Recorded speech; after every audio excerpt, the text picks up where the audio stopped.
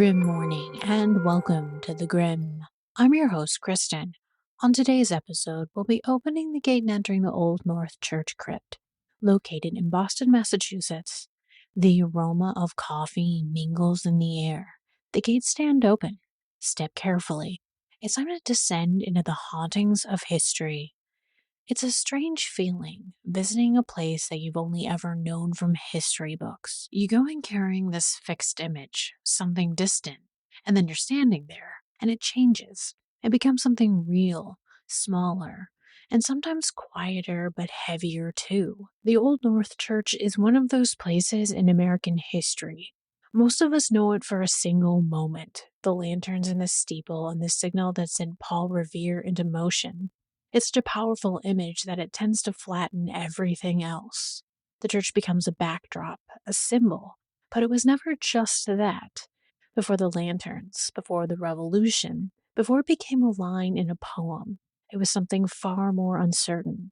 In the early 18th century, Boston was still deeply shaped by Puritan belief, and anything outside that world was met with quiet resistance. What would become the Old North Church began in 1723 as Christ Church, an Anglican congregation trying to exist in a place that didn't entirely welcome it. King's Chapel, the city's first Anglican church, had simply run out of space. Its pews were full, its congregation grew. So a second church was planned, not out of ambition, but a necessity. The land that they had chosen, the north end, wasn't the most desirable, but it was practical. It sat slightly inland from the harbor, away from the established meeting houses, and more importantly, it was cheaper. It was also higher than the surrounding churches, a detail that would matter far more than anyone realized at the time. Construction began in 1723. It was a building shaped by many hands in many places. Stonemasons like Ebenezer Clow, carpenters like Thomas Benton, people whose names didn't always survive in memory, but whose work still does today. By December 29, 1723, the church opened its doors. However, it wasn't finished. Inside, much of it was temporary, with simple pews, unfinished details, and a structure still taking shape. Around 80 families gathered that first day to hear the church's first rector, Timothy Cutler, deliver a sermon meant to define this space. For mine house shall be called a house of prayer for all people. But much like early America, the reality didn't quite match the words. Black congregants, both free and enslaved, were pushed to the upper gallery, separated from the main floor, and pews themselves weren't just places to sit. They were owned, sold to members of the congregation, giving them not just a seat, but a voice in how the church was run. It was a house of worship, yes, but also a reflection of the world outside its walls. And still, it grew.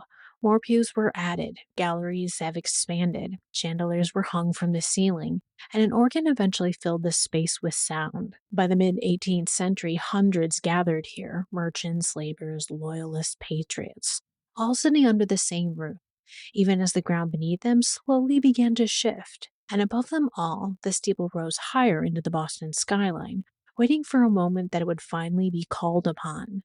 But when you step closer, when you stop seeing it just as a symbol, you begin to notice the details that most people miss. Its style is unmistakably English, but also not. The church's style, known as Georgian, almost appears to be a pattern after the work of Christopher Wren, the same architectural language used in London cathedrals after the Great Fire, built to feel established in a land that wasn't quite just yet. And yet, strangely, no one knows exactly who designed it. There's no definitive architect tied to the building. A later report couldn't find evidence that anyone in England was directly consulted. Instead, the design seems to come from those closest to the project, men like Anthony Blount and William Price, working from inspiration rather than instruction. One theory points to a print of St. James's Church in Piccadilly as a guide, but even that's incomplete, missing key architectural details. So the church becomes something in between, part London, part Boston, familiar but not quite. The building itself is tighter than you might expect, around 96.5 feet long, just over 50 feet wide, fitted almost exactly to the limits of its narrow lot, with little room to spare. The main space, the nave, stretches around 70 feet, rising roughly 42 feet high. At one end, a square tower anchors the structure. At the other, a curved apse softens it, and above it all, the steeple. The foundation runs deep, up to 11 feet in places made of rough stone. Above that, thick brick walls laid in English bond, some nearly 2.5 feet thick.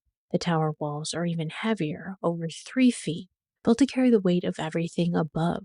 Here there are 42 windows made up of more than 2,000 individual panes.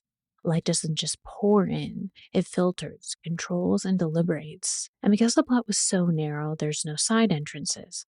Everyone enters the same way through the western tower. It's a small detail, but it changes how the space feels.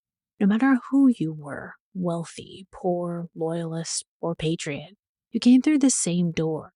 But then there's the bells. For such a narrow structure, it has 8 of them, hidden in the belfry just beneath the spire. Cast in 1744 in Gloucester, England, they were installed the following year, making them the oldest set of change-ringing bells in North America. Each one is unique. Different weights, different tones. Together they produce over 40,000 combinations when fully rung. But more often they were simply chimed, one person pulling one rope at a time. And among those early bell ringers was a young Paul Revere, long before the lanterns, long before the ride. Inside, the church was never meant to be plain. Unlike the simpler Puritan meeting houses around it, the space was designed to feel more ornate, more in line with the Church of England. Box pews filled the floor, owned, not shared. The current ones within are replicas, but they follow the same original design, arranged around 3 aisles. Galleries line the upper level, supported by rows of square columns, wrapped around the space on 3 sides. And these galleries weren't just architectural, they were social. They held those pushed to the margins, black congregants, the poor, children, separated from the main floor below. The organ installed in 1759 still sits above the nave, surrounded by 4 carved angels, each holding a trumpet. Those figures were taken from a captured French ship, donated to the church. And even here, history lingers in unexpected ways. And then there's the crypt. Because beneath everything, the pews, the aisles, the worn wood of the sanctuary, the church holds something most visitors never fully consider. The cellar was converted into a crypt in 1732, when space for burials in Boston was already becoming scarce. 37 tombs were built, and over time, more than 1,100 people were placed here, not laid side by side, but stacked, coffin upon coffin, in chambers that could hold dozens at a time. Some known to history, others fading into obscurity, but all tell the story of a congregation, not just a symbol. The first is the man who gave the church its voice, Timothy Cutler, who was the first rector of Christ Church, arriving in Boston in 1723 and remaining here for more than 40 years.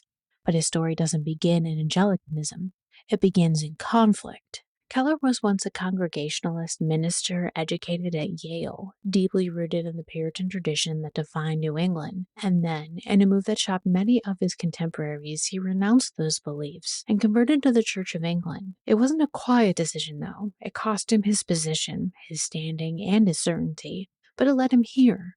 At Old North, he built not just a congregation, but a presence, guiding the church through its earliest, most uncertain decades. His sermons filled the space long before revolution ever touched it. He baptized, buried, and bore witness to a community still finding its place in a divided city. And when he died in 1765, he didn't leave the church behind. He was laid to rest beneath it, still in a sense at the center of the place he helped create. Though if Cutler represents the church's beginning, the next name in the crypt represents its fracture.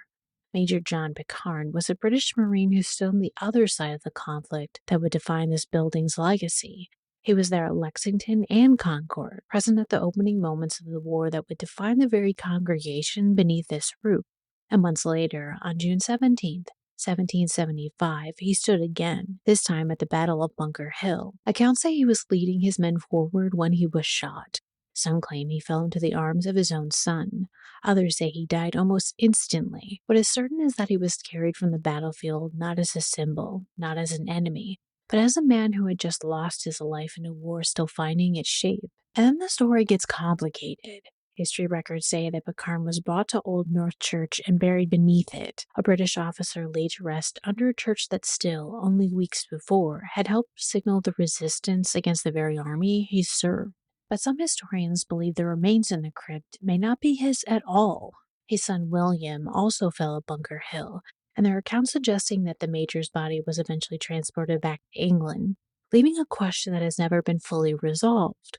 Whose bones rest here may depend on the source you trust.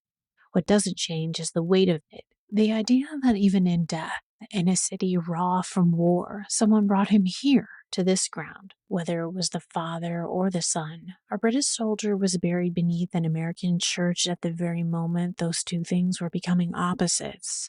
There's something haunting in that even in death, the divisions of war softened just enough to share the same ground for burial.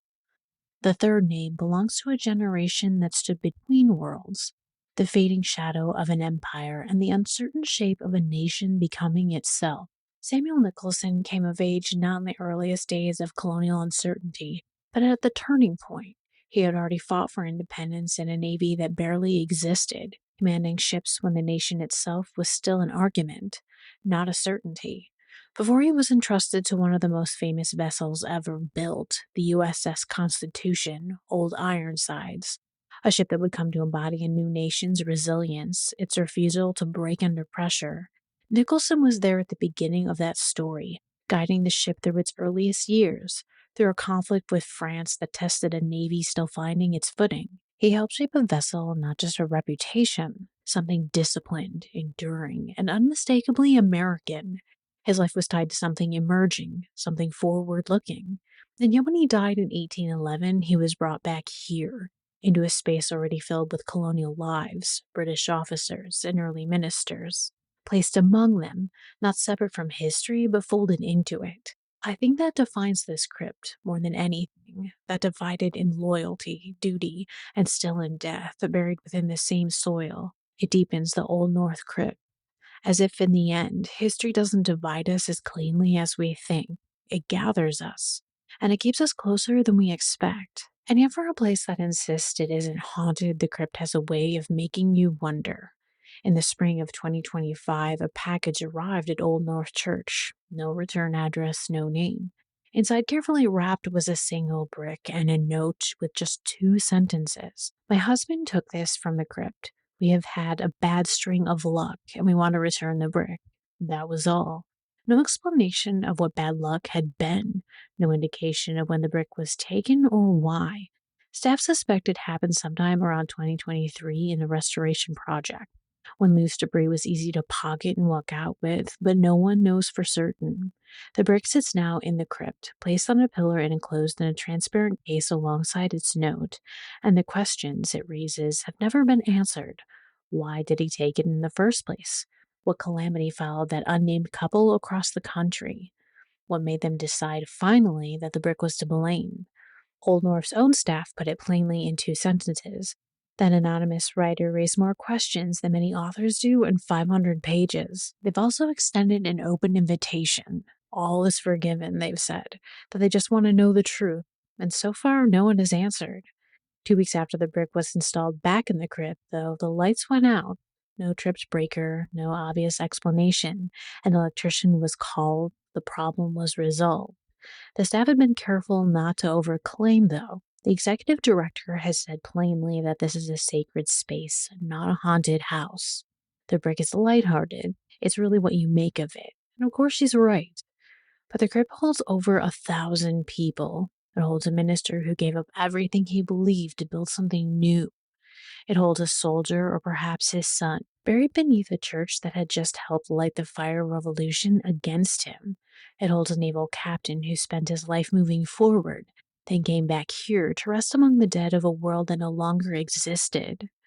Over 1,000 people stacked in silence beneath a city that has spent 300 years walking over them. Maybe the lights did just flicker. Maybe the brick is just a brick. Or maybe the crypt simply has feelings about what belongs to it and what doesn't. For now, the stories of Old North Church slip back into stone, and the dead return to their uneasy rest.